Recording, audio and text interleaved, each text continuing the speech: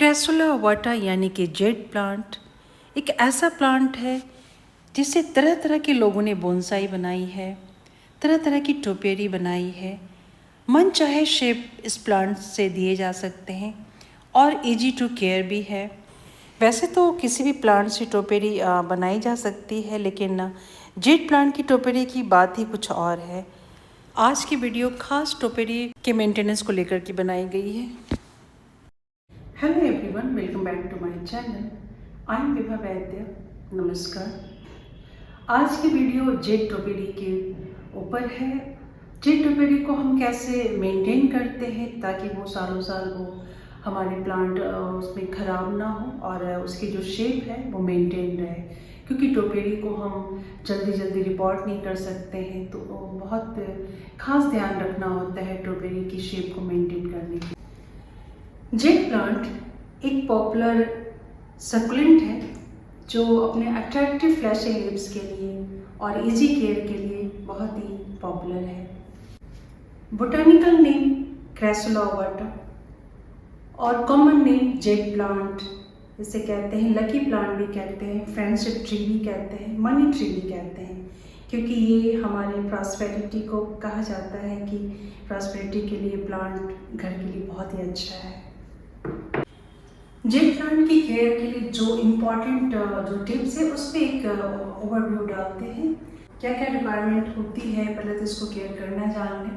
तो सबसे पहला जो है वो है सनलाइट की रिक्वायरमेंट। इसे 5 से 6 घंटे की धूप चाहिए, लेकिन मॉर्निंग की सनलाइट इसके लिए बेस्ट होती है।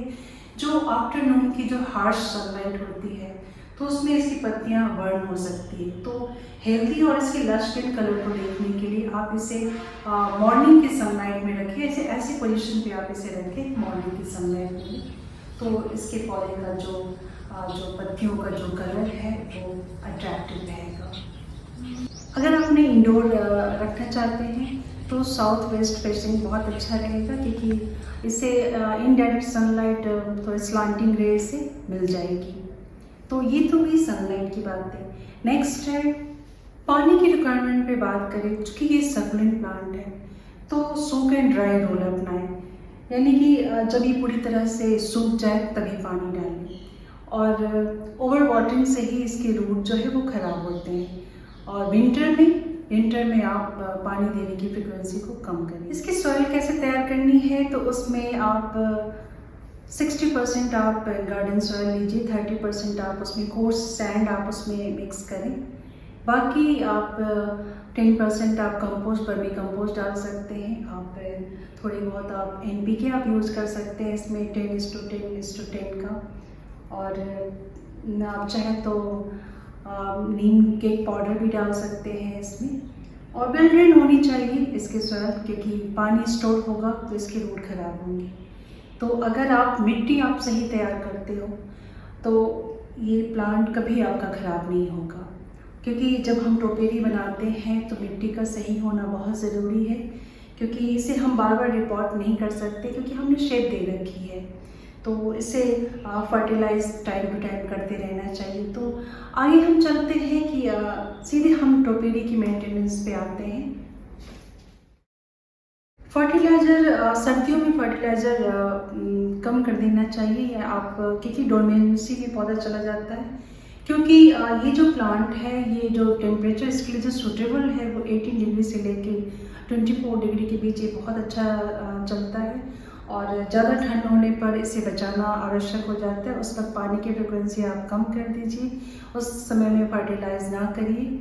और ये समय जो भी है बहुत अच्छा सीज़न है, मानसून का सीज़न, इसमें ग्रोथ बहुत अच्छी हो रही है।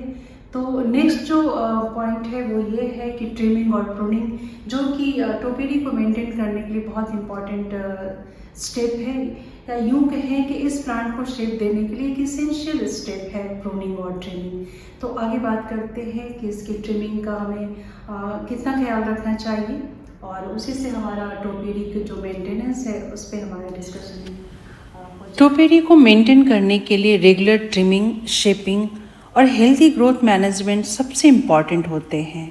आइए समझेंगे रेगुलर ट्रिमिंग और शेपिंग को किस तरह से मेंटेन रखेंगे ग्रोइंग सीजन में जैसा कि स्प्रिंग और मानसून में हर 4 से 6 हफ्ते में ट्रिमिंग करेंगे, विंटर में ट्रिमिंग कम करेंगे। शेप को मेंटेन करने के लिए गार्डन प्रूनर्स या सीजर्स का इस्तेमाल करेंगे जो कि शार्प हो। एक साथ फोलियज को ज़्यादा नहीं काटेंगे, सिर्फ 20 से 25% ही रिमूव करेंगे। बहुत ज़्यादा काट देने के बाद शेप थोड़ा चेंज हो जाता है प्लांट का और उस तरह से ग्रोथ नहीं होती है, इसलिए 25% ही ट्रिमिंग करें। मॉनसून में पेस्ट और डिजीज़ का भी खतरा बना रहता है प्लांट के ऊपर, तो रेगुलर प्लांट को चेक करना चाहिए। स्पेशली मीली बग्स उस पर आ जाते हैं, फिट्स कभी आ जाते हैं, या इंसेक्ट जो कि पत्तियों को खाते हैं। बाद ट्रिमिंग के बाद नीम ऑयल स्प्रे महीने में एक बार कर लें तो सही रहेगा। प्रिवेंटिव केयर के लिए ऐसा करना चाहिए।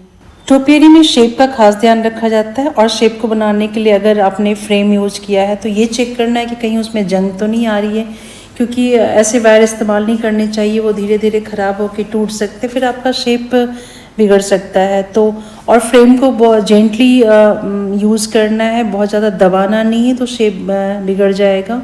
और न्यू शूट बाहर की ओर फ्रेम से बाहर आ रहे हैं तो उन्हें कट कर दीजिए। टोपियरी हम बहुत अलग अलग शेप की बनाते हैं, तो अलग अलग शेप के लिए ट्रिमिंग पे भी हमें ध्यान देना होता है। जैसे अगर बॉल शेप का है या स्फेरिकल शेप है, शेप का ध्यान रखते हुए 3 से 4 हफ्ते में लाइट ट्रिमिंग करनी है। और डीप प्रूनिंग आपको फरवरी में करने से सही रहेगा, क्योंकि ग्रोथ अच्छी होती है और हमें एनिमल का शेप अगर हमने दिया है तो शेप बिल्कुल एक्यूरेट होनी चाहिए। इसलिए जो शूट को भी जेंटली फ्रेम के संग टाई करना है, ज़्यादा प्रेशर ना हो। तो 4 से 6 हफ्ते में लाइट ट्रिमिंग करनी चाहिए।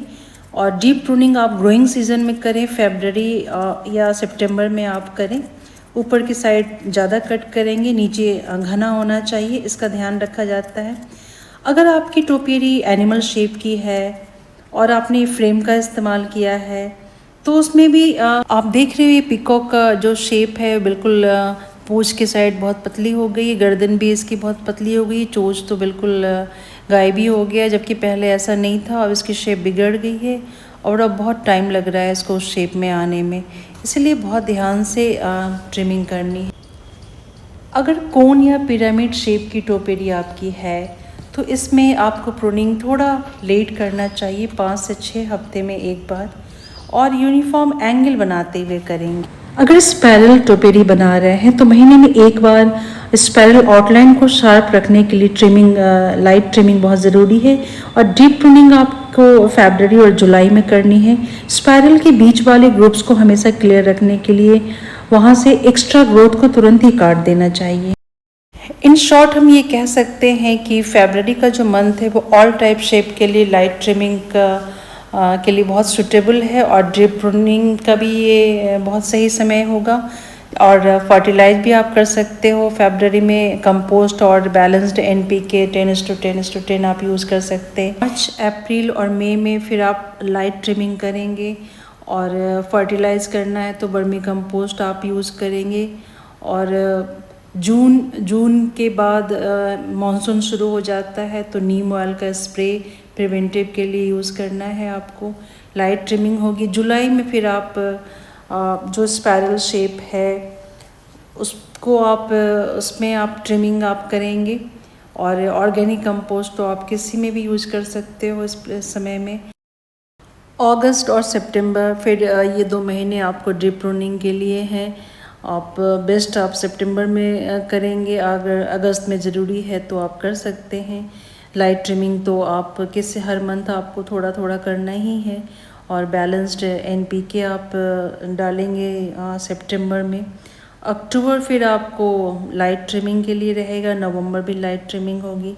दिसंबर में आपको बहुत कम, चूँकि डोरमेंसी में प्लांट चला जाता है, तो अगर नीड है तो स्लो रिलीज फर्टिलाइज़र यूज़ करेंगे, बाकी लाइट ट्रिमिंग आप कर सकते हैं। ट्रिमिंग के वक्त शेप का खास ध्यान रखना है, अनइवन शेप हो सकता है, इसलिए ध्यान से। और साथ ही मॉनसून में रिपोर्टिंग से बचें। रिपोर्टिंग वैसे तो टोपियरी की जल्दी नहीं होती है, 1-2 साल में बहुत रूट बाउंड हो जाए तभी करते हैं, लेकिन अगर करना ही पड़े तो ओवर वाटरिंग से बचाएंगे इसे। रिपोर्ट करने के बाद उसमें पानी नहीं डाल करके आप मिस्टिंग करके छोड़ दें। 2-3 दिनों के बाद ही आप उसको चेक करें, फिर पानी डालें। नहीं होगा, आपकी टोपेरी का शेप भी मेंटेन रहेगा। जनवरी के मिड मंथ में चूँकि प्लांट डोरमेंसी से बाहर आते हैं तो फर्टिलाइज़र की लाइट डोज आप दे सकते हो।